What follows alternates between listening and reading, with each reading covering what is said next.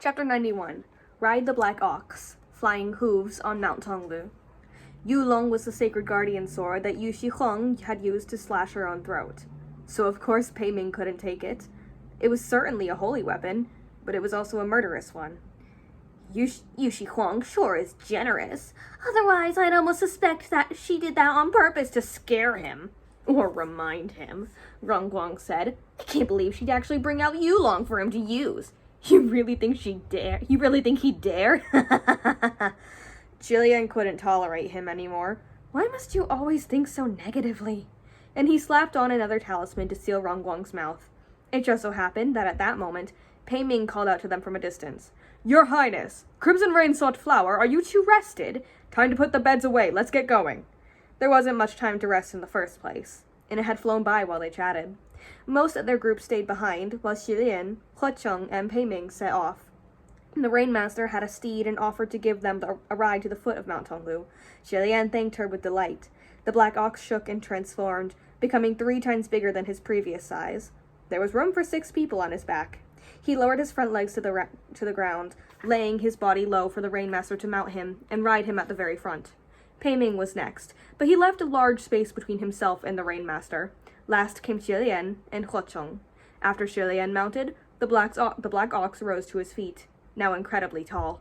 Xilian brushed his hands against the smooth, shiny black coat with amazement. Lord Rainmaster's steed truly is magical. Sanlang, I think you might have mentioned it before, but how did he come to be? Stretching out its legs, the black ox began to run. The scenery on either side quickly disappeared behind them, and the ride was as amazingly steady as it was amazingly fast. Huacheng gently held on to Xilian's waist from behind, as if afraid he might fall.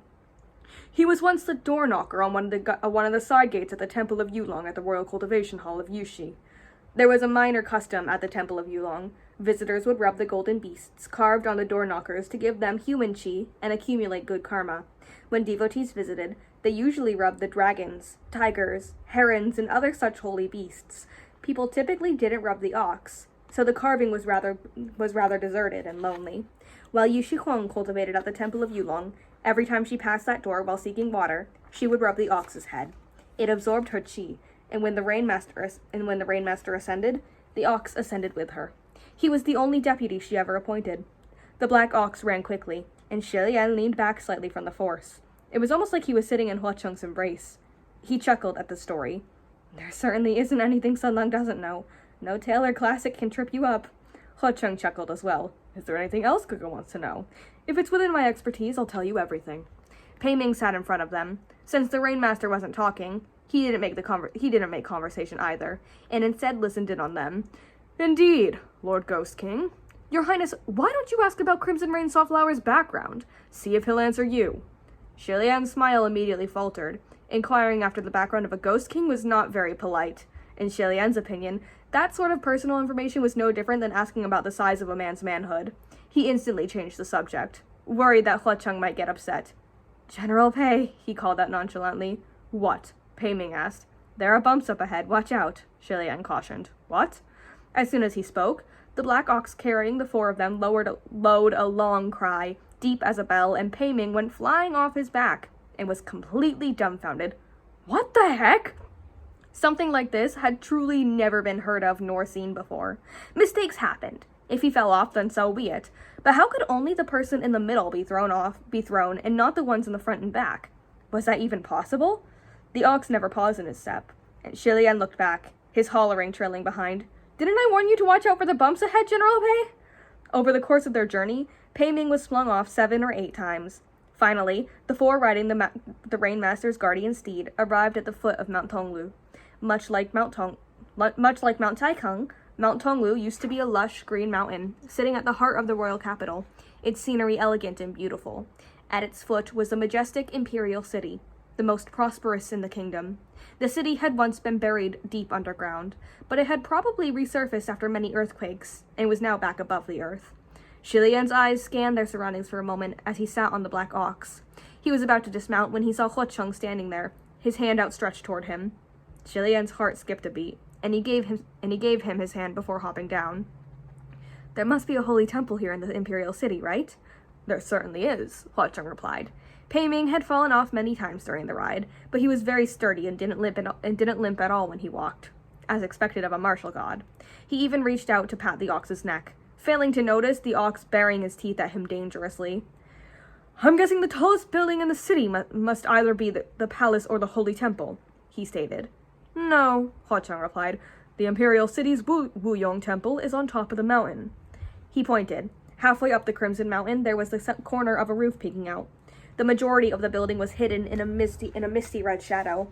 "Why is the mountain red?" Shi Lian wondered. He had barely finished his question before the ox roared and threw his head back. They had already started walking away, but they looked back, startled. The ox was rolling on the ground, but the Rainmaster never loosened her tight grip on the rope she used to lead him. "What's going on?" The ox let out a human scream. "Ah!" As soon as she heard this scream, the Rainmaster pulled out Yulong and struck down toward the black ox. The blade flashed. Something black and furry was flung away and sent crashing into a wall on the street, staining it with a large, bloody splash. It was a corpse-eating rat.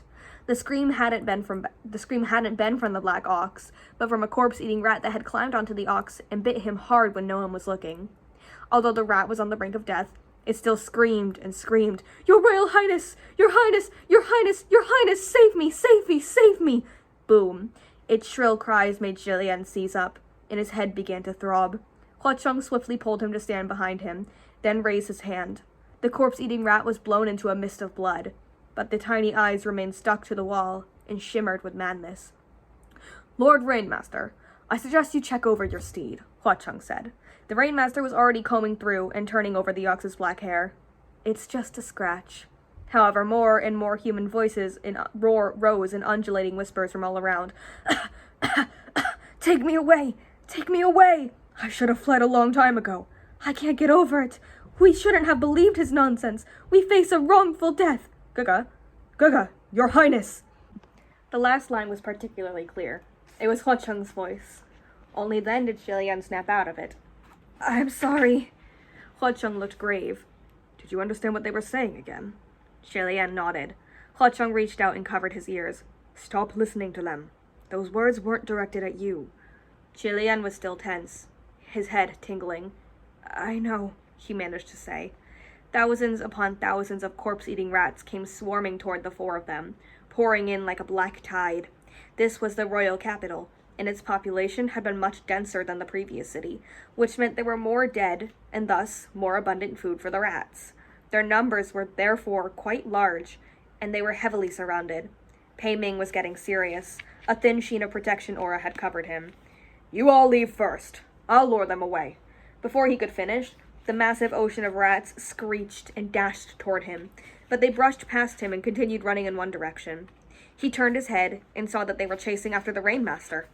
Without anyone noticing, the Rainmaster had remounted her black ox and was running in the opposite direction to distract the rats. The ox had already put a distance of a few dozen meters between them, but he wasn't going too fast. Just fast enough that the corpse-eating rats couldn't gain on them, but slow enough that they could keep him in sight. It was the perfect spacing to lead them away without letting them catch up. The Rainmaster called to them from the distance, "My lords, please continue onward. I can lead them away." As the Rainmaster rode her ox, she scattered fat white grains of rice along the way. Rats love rice by nature, and it had been countless years since they last saw such succulent grains, so they swarmed after her. This was what Pei Ming had been planning to do, but the Rainmaster had once again stepped forward and robbed Pei Ming of his heroics. His expression was extremely conflicted. Hua Cheng dropped his hands. "Gaga, let's go." Shi Lian's head throbbed whenever he heard the voices of those corpse-eating rats, and he wasn't able to let out a breath of relief as the voices receded into the distance. He nodded in agreement, but Pei Ming turned to address them. "Hold on, you're going to leave just like that?" "Yeah," Hua Cheng said. Pei Ming frowned. "What about the Rainmaster? She won't be able to handle this on her own. Isn't it reckless to run off?" Shi Lian was perplexed. How come General Pei doesn't think the Rainmaster can take care of herself? Wasn't it obvious just now that Lord Rainmaster is more than capable? Pei Ming didn't seem pleased by the point he made, and he came to a decision. "I don't think so. There's a martial god here, so there's no reason to make a woman official do this sort of work. Your Highness, you two go on ahead. If I can catch up with you later, we'll meet at the Holy Temple." With that, he set off on a chase. Shi Lian called after him a few times until Hua Cheng intervened. "Let's go, Gaga. Don't bother with him. He just can't stand being protected by a woman and has to try to salvage his dignity. Without wasting any more time, they ran through the imperial city and past the multitudes of empty-shelled stone people toward the massive mountain. An hour later, they finally set foot on Mount Tonglu's slopes. The mountain looked like it was dyed the color of blood because all the trees on its slopes were red. They weren't maples, but they were the same fiery crimson color. It was indeed the color of blood, and Shilian could also faintly smell its thick stench. It seemed that, over the course of centuries, the plants here had feasted upon all the resentment and human blood that had soaked into the soil. The fourth Wuyong temple had been built on a stone outcropping halfway up Mount Tonglu slopes. This was how it escaped the misfortune of being swallowed by lava. It was the largest of the 4 temples, and also the best maintained. Within the halls, there were many stone people, their poses and expressions all different. They had probably been temple attendants. The 2 ran straight for the grand hall. Sure enough, they saw a mural as soon as they entered. After only a single glance, Huacheng said, "It seems someone got here before us." There was only one mural within the grand hall. While the other two walls themselves were intact, the murals on their surfaces had been slashed and destroyed. This was the first time something like this had happened, and Jillian was dumbfounded. Who could have done this? They didn't even know who had painted the murals, and now they had to deal with the additional mystery of a mural destroyer. Still, they were short on time, so they studied the mural that remained. From his first cursory glance, not even a close examination, the hair on Jillian's neck stood on end. What was this? This mural was completely different from those in the other 3 temples. There was only one person in the painting. The colors were dark, and the figure's lines and expression were extremely twisted. The person's appearance couldn't be discerned at all. One could only tell that it was a civilian in tattered clothing. That in itself was nothing. What had made Jillian shrink back in terror was the fact that the person appeared to be in excruciating pain. He had torn apart his clothing and exposed his flesh, and upon his body there were 3 faces, each one as contorted as his own. It was human face disease. Assaulted by such a shocking discovery, the black of this mural invaded Jillian's vision entirely. "It's the same," he mumbled. "It's exactly the same." The people of Wuyong had also encountered the human face disease. Why were the experiences of the Crown Prince of Wuyong, someone from over 2 millennia ago, so eerily similar to Jillian's own? Huacheng saw how quickly things were going downhill and steadied him. "Your Highness, stop looking at it for now." But the impact of that image was too great, and the trauma left in Jillian's heart by human face disease was too severe. He stared at it like someone possessed, so Huacheng simply pulled Jillian over and pressed him into his embrace. The tone of his voice was firm, but gentle. "All right. Your Highness, listen to me. Listen to me." He paused briefly, then continued in a low voice. "You see? The previous murals have told their story chronologically. There is cause and effect. The last one had the Crown Prince of Wuyong building a bridge to the skies, so the next one should depict an event that came right after. But this mural doesn't connect to the last one at all. The timeline doesn't make sense. Isn't that right?" Jillian came back to himself quickly and began to think. "You're right. There must be something missing in between. Someone destroyed the previous 2 murals before we got here." "If that person destroyed the other 2 murals, why didn't they destroy this one too?" Huacheng asked. "Why did they leave it?" "There are 2 possibilities," Jillian said. "They might have thought that leaving this mural behind was inconsequential, that it didn't matter if it remained. They weren't concerned with us seeing it." "And the second possibility?" Huacheng asked. "The person actually did destroy all 3 murals, and this one was painted on afterward. Meaning that it's fake," Jillian said slowly. "Very right," Huacheng replied. "Why not think bigger? Maybe all the murals we've seen along the way were lies.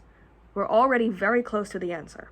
So before we get there, don't start overthinking things on your own, all right?" After being buried in Huacheng's arms for so long, Jillian was able to finally completely scrub the horrifying image of the mural from his brain. Only then did he realize that the position the 2 of them were in. He quickly moved to pull himself away from the embrace. "How embarrassing, Senlang. However, Huacheng didn't let him break away. He instead pulled him in closer, smiling as he did so. "Nothing to be embarrassed about. But," he lowered his head, "there's actually a 3rd possibility." The bottom half of Jillian's face was still pressed to his shoulder, and Huacheng's voice was right next to his ear. It was extremely, extremely quiet, and no one could hear it except Jillian himself. His breath hitched slightly as he heard Ho-chung whisper, "The third possibility is that the person wanted to destroy all the murals, but they couldn't finish in time. We came in just as they were about to deal with the last one, which means they're hiding here, in the Grand Hall, right now." That's chapter 91, and also the end of volume 5. We'll start volume 6 next week.